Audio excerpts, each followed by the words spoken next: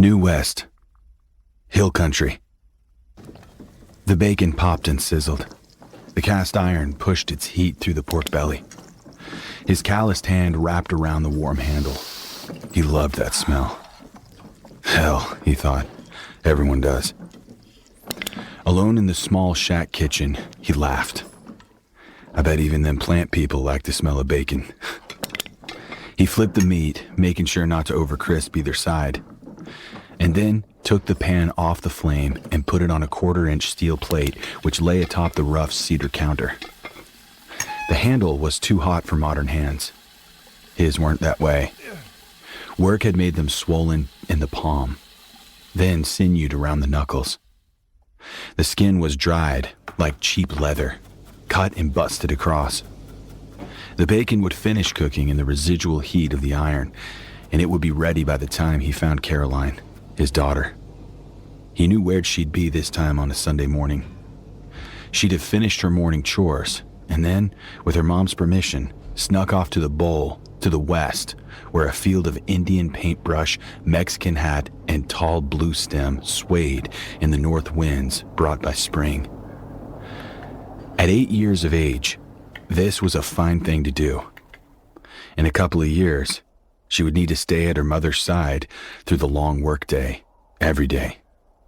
She would toil as they all did just to survive in this new West, where there was no more electricity or cars, fewer laws, and more trouble. Everything had been forced backward in time. He pushed open the door of corrugated metal, hinged to the pole frame of the barn. The bright sun reflected off the caliche, and when he squinted, the lines around his eyes gathered in valleys. His heels kicked dust into the air, and the wind played with it, spun it behind him as he moved up the hill to where he could call down to Caroline. It was his wife's name also, but he said it differently to his daughter because she was younger and not yet hardened. He saw her walking down the bowl and through the side oats and blue stem toward the lowest field of wildflowers. The bluebonnets lowered toward him, and the red-dipped paintbrushes bowed this way then that, moving color across the landscape. At first, he didn't call her name because he wanted to just watch. He squatted to pick a paintbrush whose seed had blown up out of the bowl, and as he reached for the flower, he saw it tremble. Not yet, was the helpless thought that entered his mind as he instinctively placed his calloused palms on the ground. He felt the trembling of the earth itself, and still prone, as if he was praying, he whispered and then screamed, "Caroline!" and shot up straight and then forward, running down the face of the bowl. "Caroline!" running into the north wind, which pushed the urgency of his voice back into his face and then stole it off behind him and toward the house. His wife heard her name, but his daughter couldn't. The girl walked lightly among the flowers, her hands floating at her sides, touching them all, and looking for the perfect ones to pick for the old bottle they proudly cleaned and used as a vase. As her fingers grazed the tips of the flowers, they sent clouds of pollen into the air, and those clouds trailed off behind her, like contrails once did in the sky, something she had never seen. She hummed an outdated tune to herself.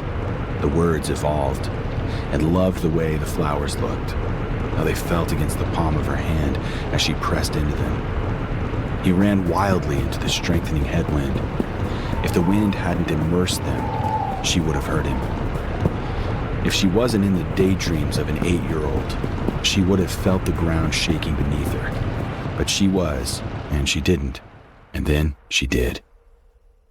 She heard his voice and stopped, turning, and at once knew she was too far from the shelter. She didn't drop the flowers in her hand. She screamed and leaned her body into a run toward her father. She began to wail as she ran toward him, and he toward her. In the distance behind her, he saw a silhouette, a rising range of dust peaking the far side of the bowl. He heard the sound of tens of thousands of cloven hooves beating against the limestone. When they stampeded, the feral hogs were a tide of death and destruction,